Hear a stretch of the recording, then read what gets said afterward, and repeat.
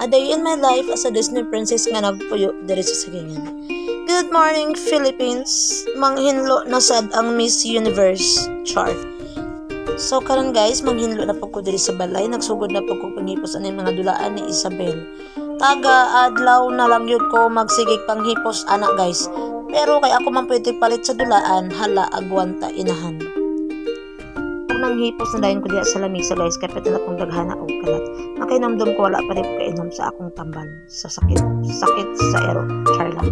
Ako ng vitamins nga 40 ma pang pagwapo. Tanawan ninyo ang akong beauty guys. Alagang 40 ma yan.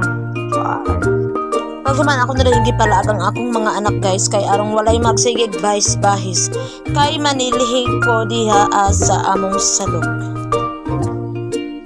Pagkuman ako panilhi guys, dito na po ko sa kusina. I-arrange na ko ang mga gipanghugasan nga plato. Pagkuman, di-brushan na ko ang lababo kay perte ng lamaa. Pagkuman ako diha og brush guys, nanarapo ko sa mga kilid-kilid diha sa butangan ng plato o sa mga vongvong. Pagkuman ako diha og panarapo guys, ako na po nang gitrapuhan og ugang nga trapo ang mga kilid-kilid. Pagkuman ang butangan ng plato guys, gitrapuhan ako na siya og tissue.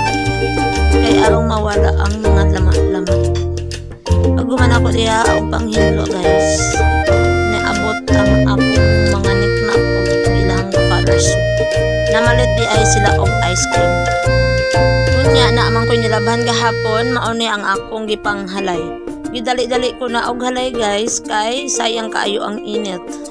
Pasensyahisan ninyo akong voice over karon guys, kay nagluya ang inyong amega. Gikapoy ko og pangasaba diri sa balay. Mao nang wala sa ko nangasaba diri sa akong mga video. Char lang.